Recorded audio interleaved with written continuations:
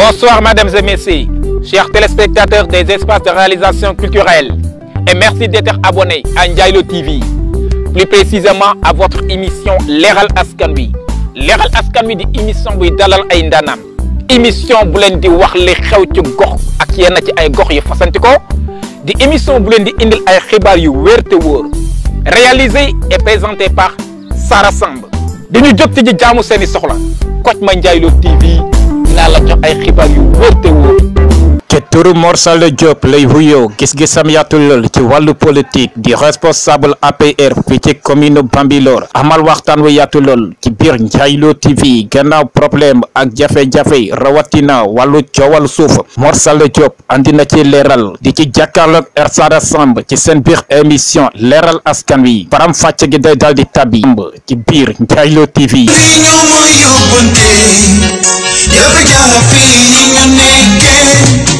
dañu seetlu atum 2000 ba léegi li xew ci réew mi musu fee xew askan wi yëpp bokk benn kàddu ñoo ngi naan wooy ndool gi ci réew mi ñi jooy te noppi gu ñoo sele ñu doggali ñu ñaari faat ci ñu teeroo ba imam yi wàcc ci tali bi ko dama bëggoon nga baal ma bala may dugg ci question bi mu gërëm waa kër Ndiaylo TV ndax ñoom ñoo sakku jotaay bi ci man donc nekk ay xale comme yow du reste yoo xam ni dañu jël seen ñaar seen ñett boole seen xam-xam boole seen jàng boole seen alal boole seen moyen pour taxawal li nga xam ne tey jii dafa nekk même un moteur dans cette commune là. parce que tey yéen seen liggéey yéen xamu leen ko sax yéen ñu koy def yéen waa zone 7 TV ah ak waa Kër Ndiaylo TV xamu leen impact seen liggéey parce que tey jii commune Bambilor en tout cas en termes d'information est en passe de devenir une maison en verre tey lu fi xew dans la minute qui suit les gens sont au courant et ça loolu dafay yokk démocratie loolu dafay yokk le contrôle citoyen dafa nekk lu am solo te loolu mu ngi jóge ci yéen parce que yéenay dem ci fekk événement yi yéen koy publier et puis yéen voix bi ngeen jël sax dafa nekk une voix vraiment révolutionnaire parce que tey ku nekk xam na ni borom kilifa yu mag yi borom barke yi ku nekk xam na ni amatuñu jotu jàkkaarloo ñu daj ci kanam télévision di xool léegi maintenant nous vivons le monde des TIC léegi nit ñi seen ay smartphone seen ay ordinateur la ñuy toog ci avion yi toog ci bateau yi ci seen biir oto ci seen biir bureau di suivre actualité parce que amatuñu jotu toog télé di seetaan donc moo tax yéen seen média bi ngeen choisir médium bi ngeen choisir mais dafa nekk lu am solo parce que tey su ma noppee wax su ngeen ranger seen kii dans les minutes qui suivent waa Japon suivre nañ li mu wax waa Corée du Nord suivre nañ li mu wax te loolu dafa am solo loolu télé yi amuñu loolu parce que Japon am na ku fa nekk mais xamul sax ni Sénégal am na bay suur bay xam ban télé moo am Sénégal mais xam na YouTube xam na Facebook donc ça que yéen vous êtes redoutable loolu nag bettu moom moo tax les gars yi leen xaw a gàjj mais nag les gens sont là pour le défendre parce que ñun moom dëgg rek la ñu tax ku nekk sa dëgg ñu sa ginnaaw. bari na ci dëkk bi lool ndax am ndawal promoteur am na droit dugg ci wàllu terrassement wala mu def lotissement sans pour autant mu am autorisation maire. donc ñun lu doy waar moo xew Bambilor bërki dem fii ci quartier bu ñuy wax Médina Bambilor montagne. kii ma dandal ni sama collaborateur jeune la Adama maa ngi koy nuyu bu baax di profiter aussi maa ngi ko fàtte sax ci bi ma wax ci tubaab di santaat bu baax sama collaborateur yi toog parce que tey da ngeen ñu fekk ñun nii la ñu fonctionner c'est-à-dire ñun semaine bi yëpp fu ñu ci amee occasion ñu ngi ci terrain bi parce que dañ jàpp ni ñun ñoo tànn nekk ay responsable kenn wekkuñu ko ñoo ko tànn donc xam nañu dafa am prix boobu tam ñu ngi ko joxee moo tax ñu saa su ne dañuy dugg ci terrain bi nekk ci nit ñi dox ci yitte nit ñi mais bu ñu demee ba fin de semaine nag dañuy daje comme fii dañuy daje fii wala ñu daje kër keneen ñu toog ñu waxtaan daal di def économie li ñu dox lépp ci semaine bi def ci ay jàngat li ci baax ñu yokk ko li ñu jàpp ni moom gënul ñu xool lu ñu koy rectifier donc ñoom ay nit yoo xam ne nii dara ñorul leen lu dul Sénégal dara ñorul leen lu dul commune Bambilor donc aussi mooy profité vraiment aussi di leen remercier bu baax parce que ay kilifa lañ te saa soo leen soxlaa rek le plus rapidement day ñëw kon vraiment gars yi maa leen di sant bu baax ci seen taxawaay di leen gërëm te ku ci nekk nag la nga am ci moyen moo xam oto la moo xam xam-xam la moo xam jot la moo xam relation la toujours yaa ngi ko mettre ak contribution pour que vraiment ñu mettre ensemble en synergie au service des populations donc loolu aussi baaxoon ñu koy préciser waaw li fi xewoon démb bërki démb lu doy waar la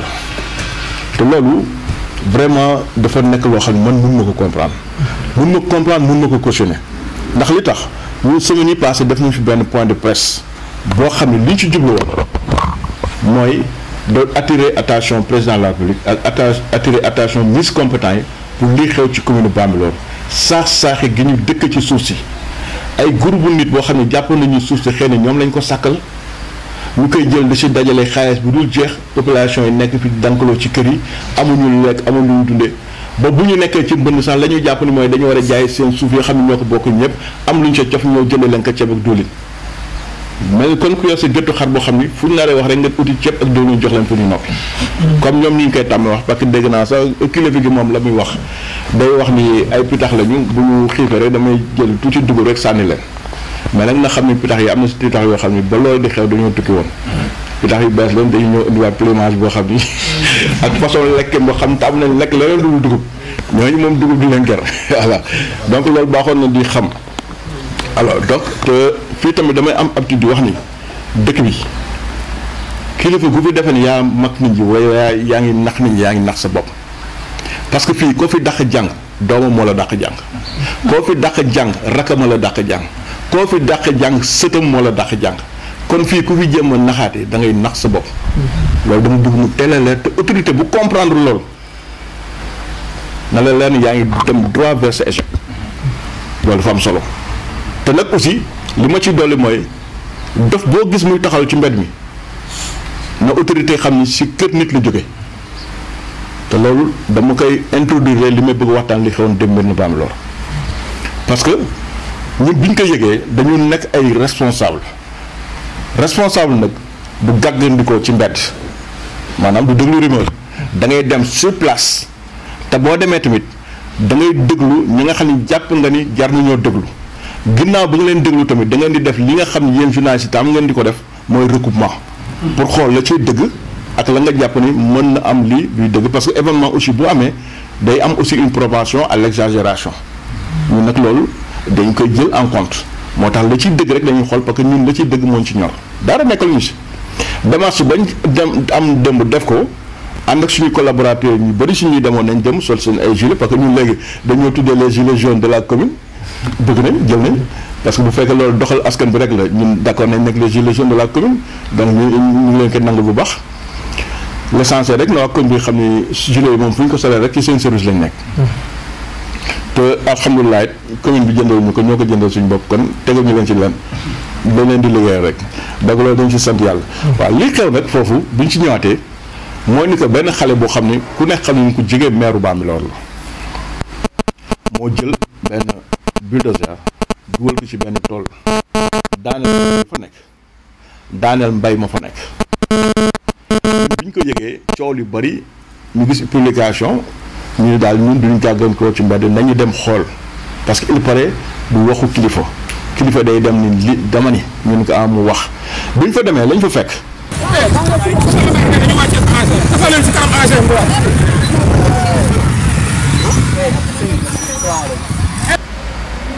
la preuve sous-préfet bi nga ma doon laaj léegi ci français ni dafa war a dem depuis 2018 ba léegi nangootul signé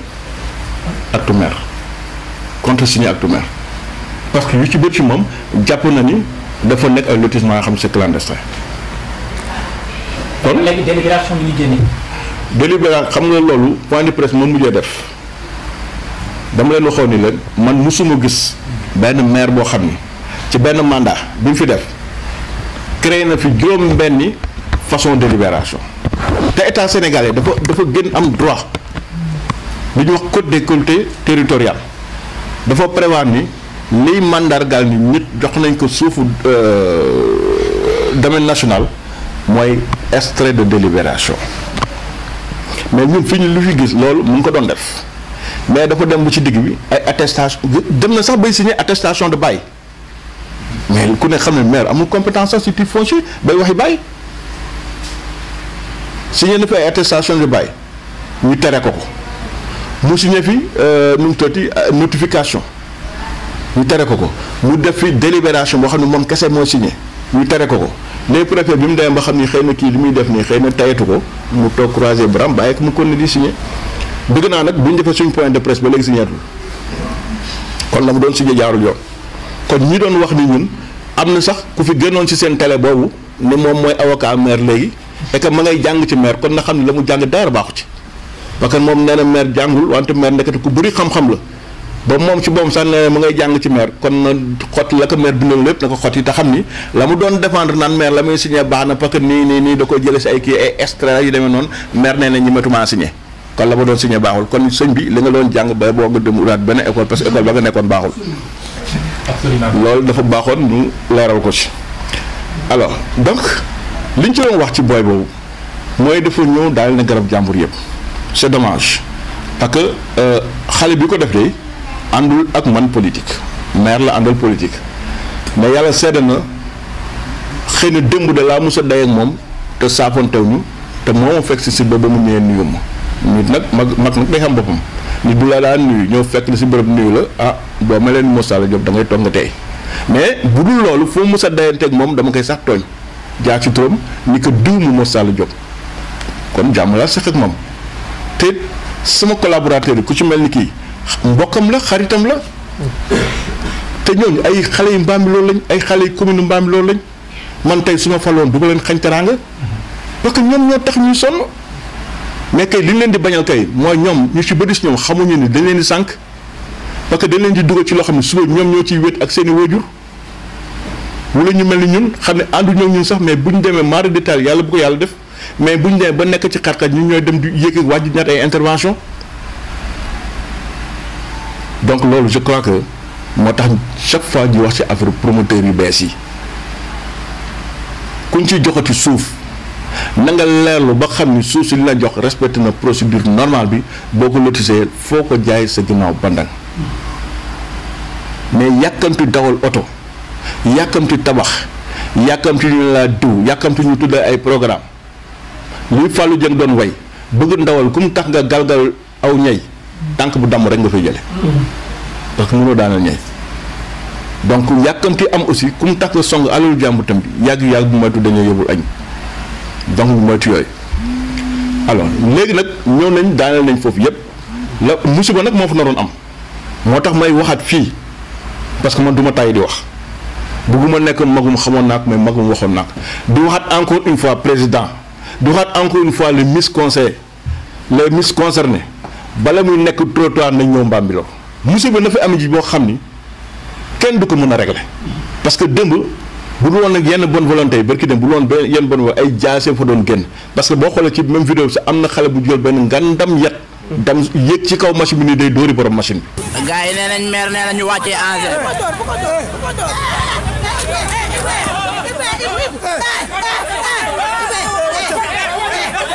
ah nee nañ daal ñoom maire moo leen wax gars yi ñu wàcc ñu arrêté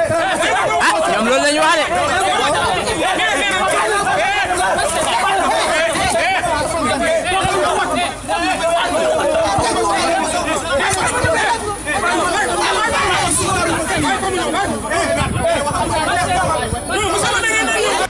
am na xale bu ñu nettali dem te je parle sous le contrôle de ces gens parce que ñoo àndoon ñun waa koñ bi pare woon nañ pour génne suñuy jaas parce que ñii dañ ñoo yëpp parce que fii à côté war nañu fa benn terrain di ngeen gis benn vidéo boo xam ne benn femme lay wax nee na foofu waa commune bi encore une fois dañ fa ñëw ñu leen dañu soxla tool bi parce que waa quartier bi dañoo soxla dispensaire dañoo soxla marché léegi dañ leen defal protocole 40% boo xam ne 40% yi ñun commune bi ñoo koy jël mais dañ ko jox waa quartier bi. pour ñu def fa seen marché def fa seen poste de santé mais nee na bi ñu lotissé tool ba jox leen ñoom 40% yi parcelles yi nekkoon si 40% yëpp dañ ko jaay ay nit amul marché taxaw fa kii taxaw fa poste de santé. maire loo wax. ma ne damaa sonn damaa for sama tuut jënd ko terrain fekk terrain jàmbur lañ ma jaay dëkk naa fa pendant 5 ans ki ñu jaay foofu ñëw ni ma fii maaka moom dem naa ceeg moom ba tribunal lu tax ñu daan ma ndax ci këram laa dëkk jóge foofu damaa ñëw fii am naa fi 3 ans te ci lois laa nekk samay doom ñu ndaw la ñu amatuñu doom man doomu ak yàlla ñu ngi daal kon léegi yow ki la jaay delloo la xaalis ki ma jaay delloo ma xaalis delloo ma terrain topp naa ci ba sonn am na kenn ku ma boole ni ma jox terrain temps yëpp ñu ngi dagg terrain saa yu ma fa demee du ma ko gis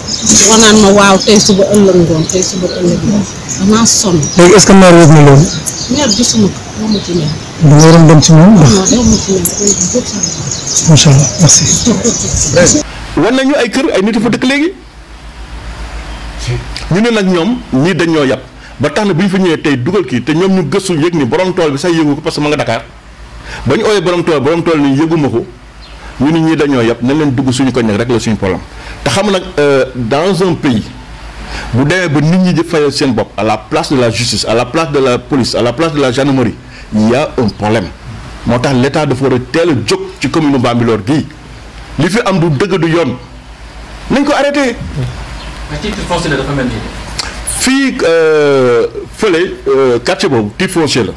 parce que mu ngi assis ci titre foncier 1975 R ci la bokk mooy Médina Bambilor foofu maire en personne sax amu fa compétence parce que foofu titre foncier la te maire compétence am ci suuf mu ngi yem ci domaine national c'est ça maire la mu fa mënoon am mooy ka fa am suuf bu doxee ba respecté procédure yëpp maire jël arrêté portant autorisation de lotir ba noppi demander kooku établir que ay ordre de recette kooku dem trésor fay ay ordre de recette pour mu permettre que mu lotir ordre de recette yi dugg ci budget bi mais je me demande ça est-ce que loolu mu ngi doxee noonu parce que acquis bi li fi xew te ma gis ñoom autorité locale yi ba léegi ñi ma ñu wax man dama jàpp ni xëy na ordre de recette yi la si am dafa leerul man maa ngi proto fii sax ci tribune bi di wax ni bu fekkee ñoom ñu ngi may dëgg waa commune bi ordre de recette yi nga xam ne moom la acquis versé commune Bambilor nañu defal l'état publier ko wax ñu ñaata kër moo nekk acquis wax ñu ñaata lañ la waxoon par ordre de recette par kër nañu ko publier ci seen i finances nañ ko génne parce que ku nekk nga xam ne aussi les finances publiques ne sont pas ésotériques la gestion d'une commune loi bi def ni képp citoyen bu soxla boo ñëwee ci secrétaire communautaire war na la tiireel xëy na yow nag war nga génne xaalis pour jox ko peut-être bu fekkee moom amul lu mu ko téye pour moom mu def papier bi ñu defee pour tiireel la ko mais loolu suñu àq yelleef la mais man jàpp naa ne acquis yi am na ñu fa leerul nañu génne wàññi dama jàpp ne dafa leer bu fekkee dafa leer te mu leer leen leer na nañu génne publier ñaata ordre de recette la cité acquis fay ak ñaata kër fa am ak ordre de recette ñaata loon ci jamono bi ñu koy defar. jël nañu avocat yi ak huissier yi yow dem nga ko ci rek est-ce que information bi d'abord lu am la. ñun bi ñu fa yeggee démb fekkante wu ñu fa ak borom tool bi parce que dañu ñëw ñun borom tool baa ngi noonu ñu soog a dem mais bi muy ñëw dafa ànd ak huissier bi ñëw na def na ay constat àndaat nag borom tool bi dem tey ce matin kii sama collaborateur la monsieur Khoule mi toog moom moo passe léegi ci téléphone am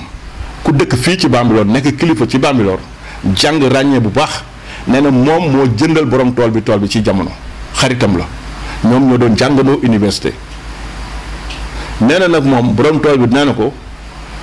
ñoon dinañ ma wax lan lañ ma yabe ba jël sama ginnaaw la ma fa defoon yëpp ñu yàq ko teg samay mbir def lépp wax na ni jël na pool d'avocat wax na ni jël na huissier te nee na waxtaan na ak ay magistrats pour ñu jël en charge loolu nag je pense que Ndiaye Fall Khoule léegi nii moom passe ki ma ko wax léegi man je n'ai rien inventé lañ wax laa wax te je pense que loolu tamit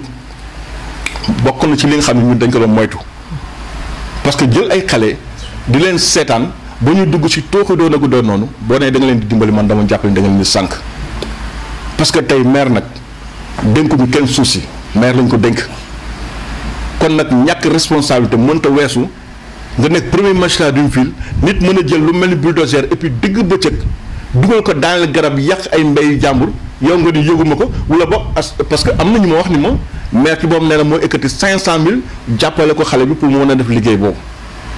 ba noppi dellu ginnaaw wax téléphone wax ne nañ ko def haut-parleur nit ñi dégg mu ni moom dafa jàppoon ni xale bi déggoon na ak borom tool bi mais est-ce que noonu la ñu war a gérer une maire yi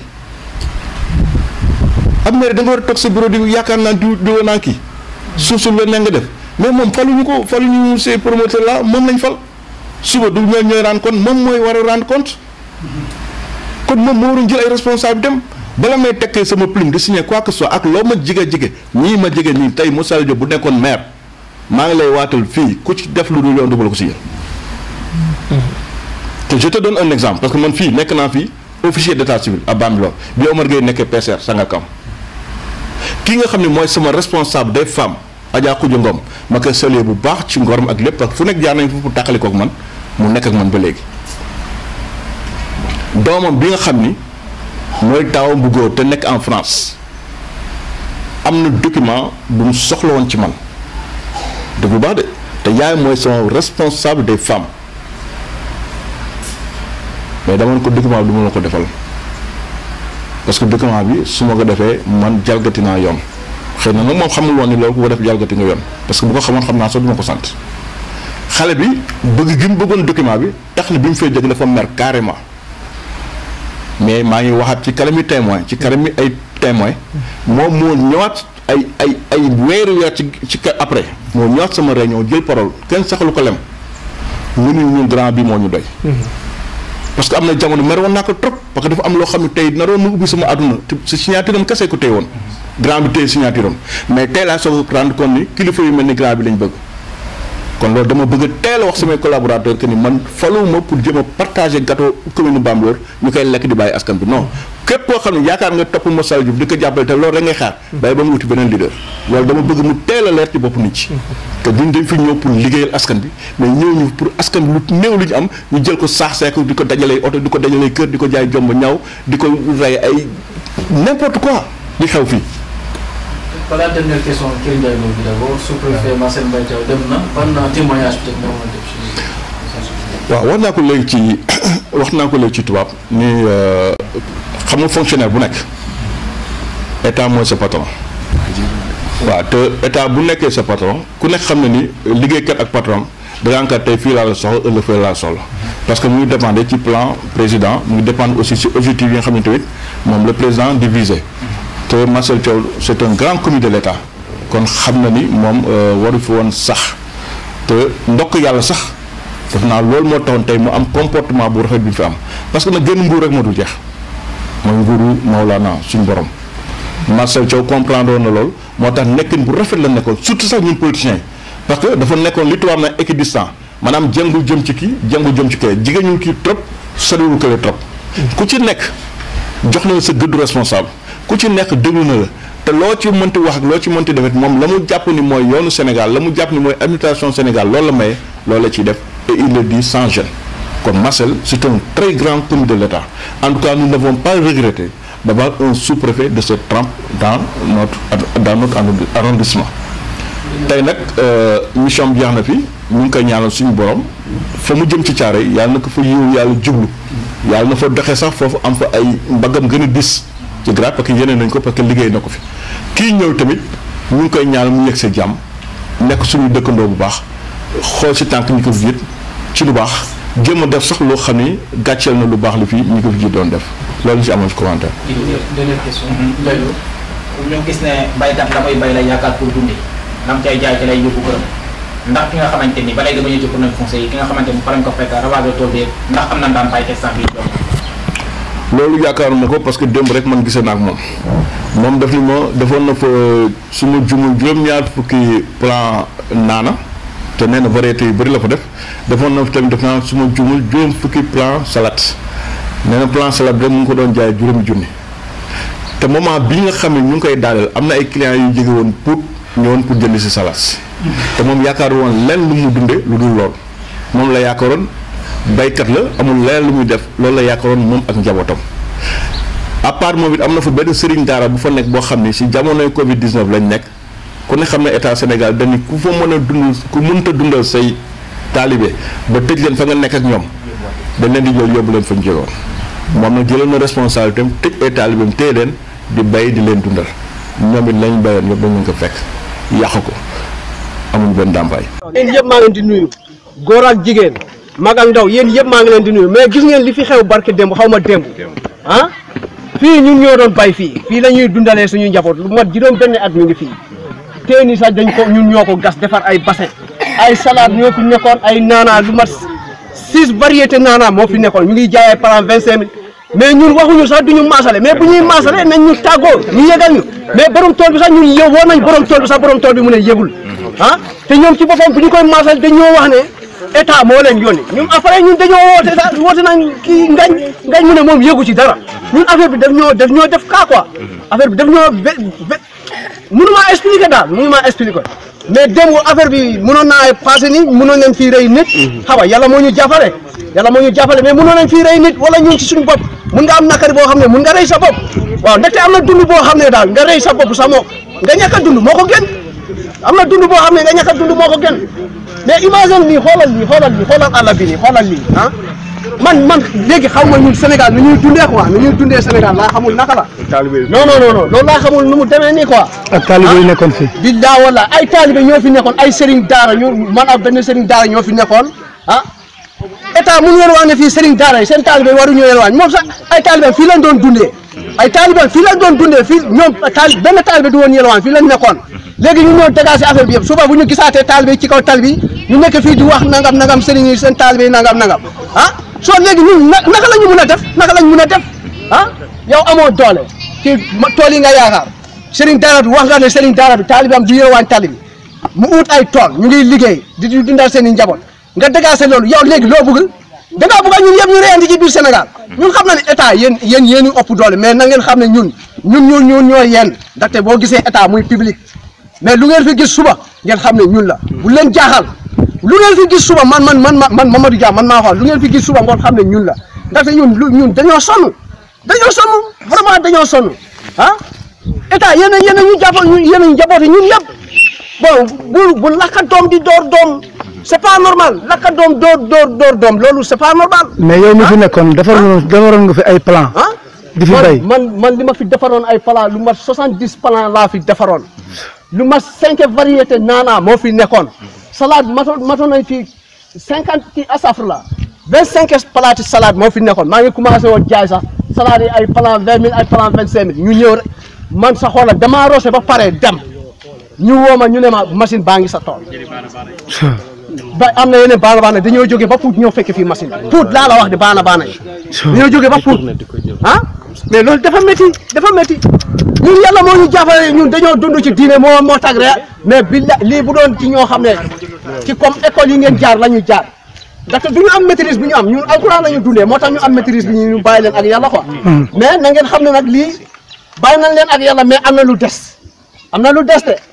waaw nu mu mënta demee daal ñun lu nga xam ne coono bu ñu fi daj na ngeen fekk ngeen remboursé ñu coono boobu affaire jàmm ne ñooy ñun loolu lañ bëgg daal loolu lañ bëgg. merci ngeen remboursé ñu lu ñu fi sonn daal jàmm ne ñooy juróom benn at ñu ngi fi sëriñ daara bi lu mat 50 taalibe la yor ñoom ñëpp fii lañ doon dund ah te yéen a dégagé taalibe yëpp ñu ne benn taalibe warul taxaw ci tali bi ah. mais ñun ñi nga xam ne ay baykat lañ ah. mais est-ce que Caterpillar bi muy ñëw ñi ko doon tasaare noonu est-ce que wax nañ la dara avant loolu est-ce que avertir nañ ne dañ fiy ñëw. man de barke démb lañ fi ñëw 6 heures ñu ne état bi moo leen yónni. ñu laaj ma fii ma expliqué leen yëpp. ñu ne état moo leen yónni waaw ñu ne état moo leen yónni. ñu expliqué ma yëpp. après man ki nga xam ne moo yor responsable de tool bi ma yóbbu leen ba ci foofu noonu. man ma dellu ñëwaat tool mais tey démb ci suba damaa faju ndaxte man damay jóge jëkka ji rek ñëw roose. damaa ñëw roose ba pare dem ñibbi laa seen machine bi muy ñëw gars yi ñu naan gis nga machine bee di dem sa tool lay dem mais balaa may dem dama lay wax ne sax ni léegi li nga xam ne côté bi nga xam ne defuñu ñor dara léegi na ngeen maasale côté boobu ngeen bàyyi ñu dégagé ko même fu fekkee yi yàqu sax ñu dégagé ko ñu ne non léegi ñun ak waa maire yi nga xam ne ñoo nekk ci coon ak xale yi ñoo doon jàppale sax yeneen ñu buddi ko mais affaire bi boo ko buddee amoo foo koy def na ana njëriñ bi yëpp mu ngi ne dajaloo yàqu na ah ana njëriñ bi c'est pas normal. merci vraiment c'est pas normal. jërëjëf merci beaucoup. c'est grave. garab yi nga xam ne tey xale yi bu ñu mosaa jàng ba pare ak ku nekk xam ne jamono bi ni mu tàngee xale yi fa lañ daa féexloo garab amatu fa terrain nii moo fa nekk léegi loolu lépp dund nañ ko te nag loolu li tax mu grave mooy bu ci état teel te jóg musiba dina am Bambilor gii moo tax commune Bambilor il faut que état jël si ay responsabilités yu mat sëkk parce que xale yu góor yi ñu waxtaanal dem te ñii ma toogal ñii ñu si bëri seede nañ ko parce que ñi foon dañu ñu woon ñun bu nit ci teeloon avant fii ay bakkan doon na fi xaj parce que ñii dañoo yeb parce que terrain ba ci ginnaaw dañoo waxoon ne dañ koy lotissé jël si 40% yoo xam ni dañu ko defal marché ak poste de santé borom tool bi jël li des ñu defee ko noonu borom tool bi jël li 40% yëpp ñoom ñu lees ko def ko ay parcelles jaay ko ñun ñu dëkk si koñ bi sax amuñu ci ñu jàpp nag ñi kon dañoo yëpp que fu ñu jógee rek suñ suuf lañu war a ñëw jaay ko dem rek li seen problème ñun ko fiy takk jabar ñu yónni seen benn léegi ut nañ fi ay millionnaires yu bees ay jeunes yoo xam ne ay millionnaires lañ ñooñu la ñuy jël yàbb la ñuy jël 100 000 ou 200 000 wala léegi kii moo kër lay mu ñëw gaare oto di yëngal ay caabi alors que suñu alal lañ jël cofal ñu si tuuti li si ëpp ñu def seen poche loolu moo fi jeex nag waaw ñun loolu la ñu xeex c'est-à-dire que ñun xajuñu kenn teraanga parce que suñu doom lañ suñu yerbal lañ suñu ay rakk lañ mais dañ leen di dawal gàcce dañ leen di dawal xat-xat dañ leen di dawal kaso bu fekkoon li ñu leen di defloo dañ leen koy defloo ci yoon dañuy sant yàlla bu baax parce que ñun loolu la ñu ñaan te ba leen doon xam ñoom Moussa Diop nekk maire Bambilor ñoom ñi ñàkk ànd ak bonne politique ku ci jaar yoon boo ñëwee ma defalal li ma war a defal parce que sama diggante ak yàlla laay xool parce que yàlla moo ni képp ku jiitu boo dee naa laaj nga jiitoon ma du ma nekk comme li fi xew léegi koo àndal Moussa Diop bàyyi boo nga bañ sonn du ma doole sama noonu ça c'est irresponsable comme réponse te malheureusement réponse yooyu la ñuy jox samay militant fii ci commune Bambilor lu fa waaye di toppatoo ji sa ànd ak Moussa Diop boo ñëwee ka fa nekk yow Moussa Diop nga àndal dama gis Moussa Diop mu defal ko mais nag ñun tàmm nañ jël suñu responsabilité moo tax genre réponse yooyu du ñu déranger suñu militant yooyu du leen déranger parce que nous avons des militants très responsables et très dégourdis te ñun nangoo dundee seen ñax xaaruñu kenn ci lenn ci loolu sax dañu si def benn digression bu ndaw parce que am na loo xam ni ci kanam ñun dañ ko demandé ñu leeral ñu ko nag parce que maire moo taxaw ñun ci jamono Covid 19 mu ngi dafa jël suñu 80 millions da ko jënd ay denrées alimentaires pour séddale ko ñun bëgg nañ moom maire mu defal ñu état des lieux suñu 80 millions fan la ko dugal ak bi ñu ko dindee pare ñan la ko jox ak nan la ko séddale parce que ñun man taw naa ay chef de quartier ñoom ñu ni yëguñu sax ni maire dañu jékki-jékki dégg ne ay responsable maire ñooy gàddu ay saaku ceeb di ko politique si quartier moom mu toog moom mi chef de quartier yëgul te pourtant li nga xam ne waxuma li jóge ci maire bi de li jóge si président Macky Sall aide alimentaire bi mu ñëwee fii bi mu laata yegg si moom maire dafa def lu rafet parce que man ku def lu rafet moo ko daf ma oo yeneen responsable yu mel ñoom Ousseynou Diallo oo waa PDS oo waa réew mi ak ñëpp ñu leen damaa bëgg ñu daje foyer Kër Ndiaye Lo waxtaanee bala muy ñëw lii président bëgg dimbale askan bi parce que damaa bëgg man lépp lu may def mu leer ma ne alhamdulilah kon dafa mel ni Bakary léegi dafa bëgg ne def lu leer sant si yàlla waxtaan nañ ba mu rafet keroog sax am na ko yàq parce que am na kilifa diine bu fa nekk ñu yaakaar ni dafa ñëw pour ñu di ñaanal mu ñëw fa di campagnal maire kilifa diine bu nekk fii mu ngi ñëw di ko deful koo xam ne jàkkoor nañ bu ñu ñëwee moo ñu defal ñaan moo ñu waat ci yàlla moo ñu wax Covid 19 nan lañ ko moytoo mooy wax ñun ak maire moo naan ragal leen yàlla ci li leen jox parce que bu ngeen ko séddalee yàlla suba ne leen laaj ngeen ko séddaale mais loolu lépp la ñu fa teg diw damaa bëgg nga bàyyi li nga nekk yow ànd ak maire yow diw jox naa la ndigal dama ànd ak maire man kon man moo sall bàyyi ma def ñaan bopp comme ñu waroon def ñaan ñu ngay politique bàyyi ñu responsable politique ñu def ñaan donc pour dire que suñu kër bi niveau yàqu bi ñu yegg c'est-à-dire que ñi war a régler tey commune Bambilor ñu ci bëri ñoo jaay seen ngor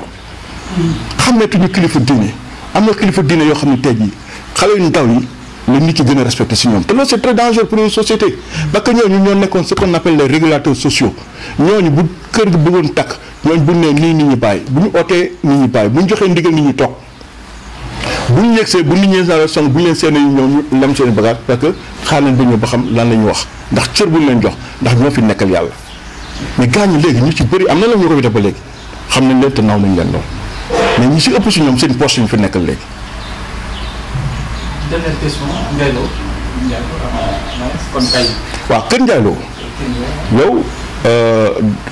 da nga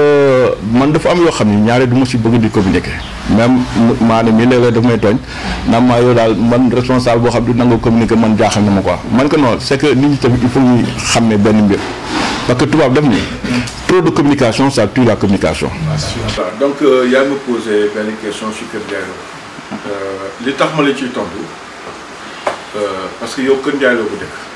donc xam naa ni yow yaa sakku tey waxtaan bi te xam naa ni bëgg a leeral waa commune bi mais bëgg a leeral sa waa dëkk aussi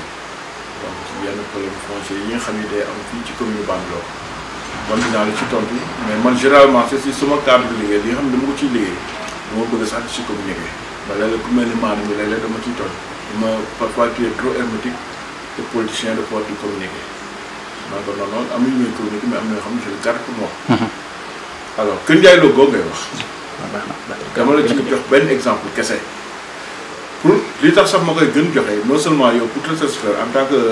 habitant de Kër Ndiaye Lo mais aussi pour discréditer ñi nga xam ni dañuy wër di wax ni Mo Sall Diop Bambilor kese ki intéressé parce que am na ñoo xam ni noonu lañ may jéem a combattre que ni Bambilor rek lay wax Bambilor ki intéressé parce que ñoom li ñuy exploité mooy malheureusement commune bi ñu nekk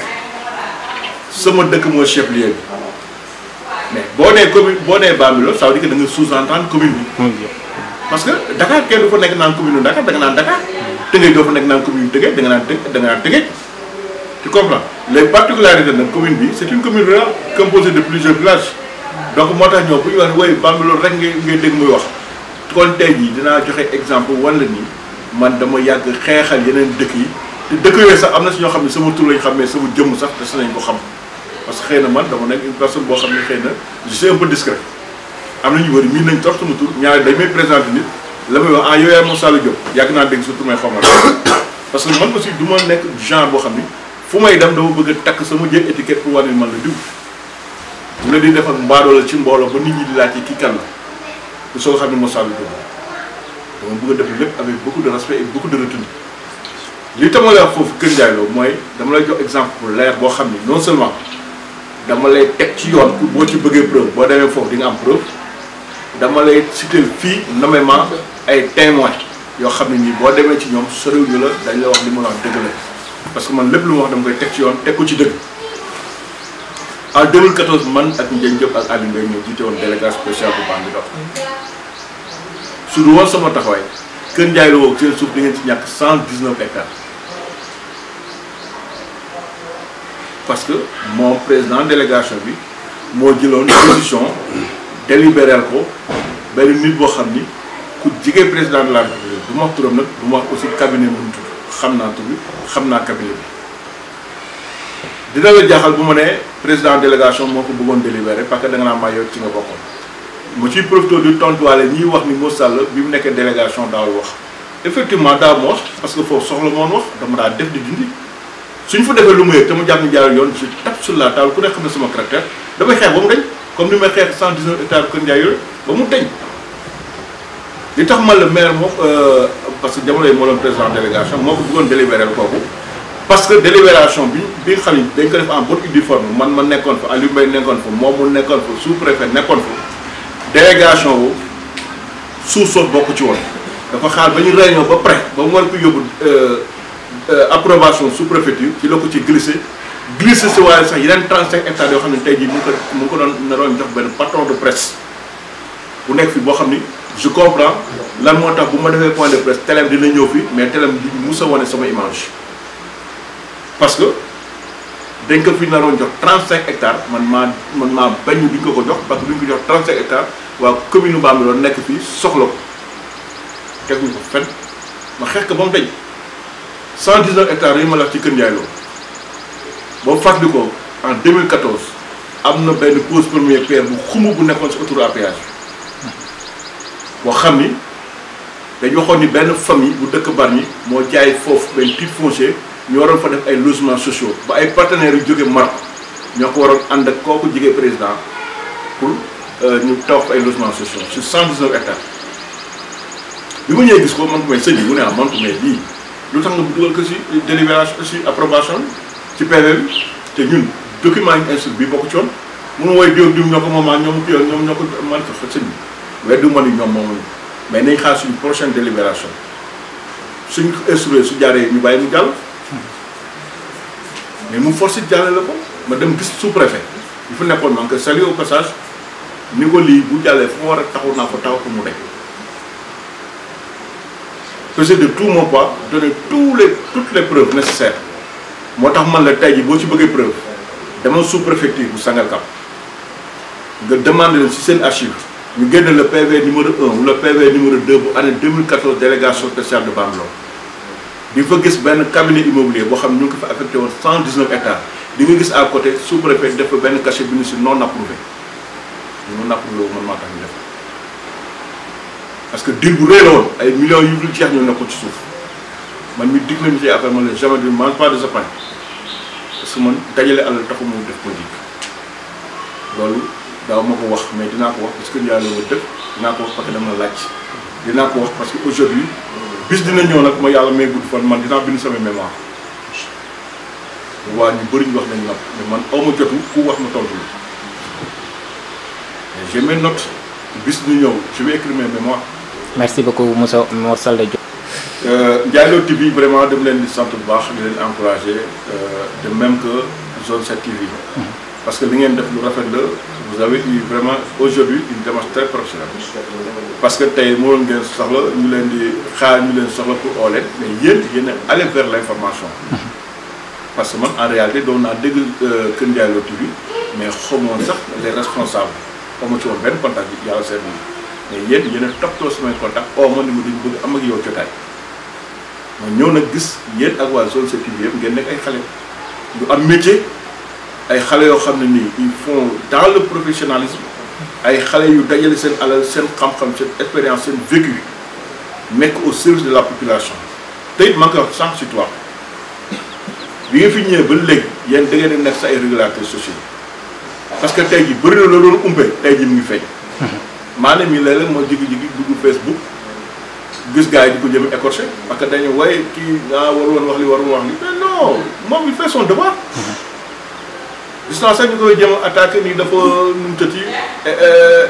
écorché nu mu tëddi comment dire la déontologie du journalisme non c'est faux. Il a fait le traitement d'un fait divers et ça c'est anodin en journalisme. C'est un truc anodin en journalisme. Le traitement d'un fait divers qui s'est passé dans un lieu nga fekk ko mais parcourez les journaux qui ont les plus grands tirages mais dafa am rubrique spéciale boo xam fait divers lañ ko tuddee alors lui c'est quelqu'un qui connaît son métier moo tax ñun aussi vraiment on l'encourage tout comme vous et leen wax ni leen ñun aussi dañ fa nekk aussi pour défendre les jeunes journalistes les jeunes promoteurs les jeunes étudiants ñun dañu nekk pour défendre la jeunesse parce que ñun gëm nañ ni jeunesse bi ñoo yor fii ëllëg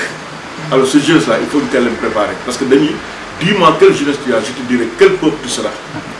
kon tey boo waajulu say xale bu subaa lu la dal kenn teguloo ak yaa teg sa bopp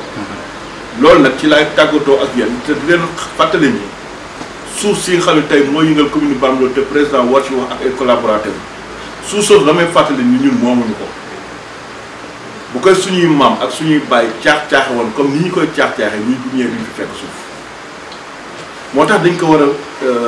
protéger gérer ko avec efficience gérer ko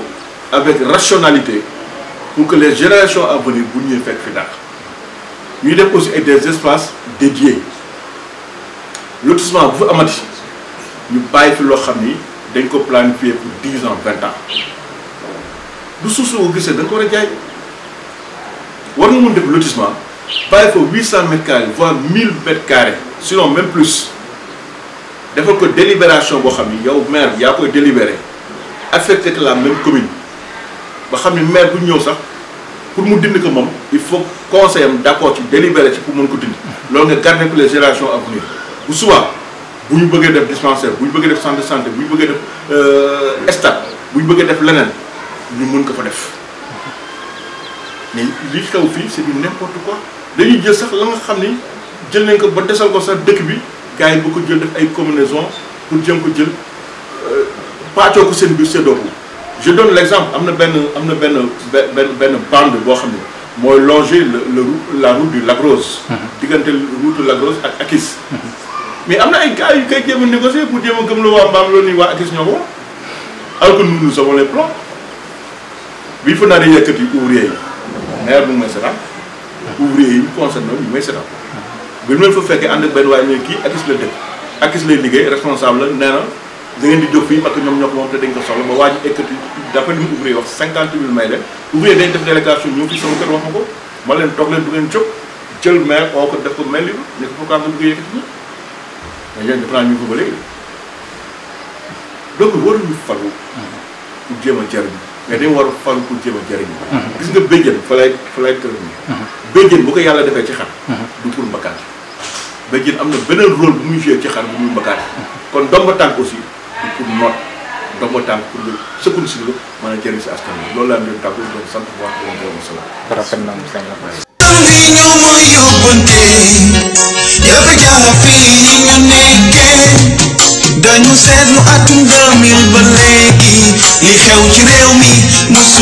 xew askan wi yëpp bokk benn kàddu ñoo ngi naan wooy ndóol gi ci réew mi ñuy jooy te noppi gu ñoo Senelec ñu dogali ñu ñaari faat ci ñu teeroo ba imam yi wàcc ci tali bi sama maam daan lee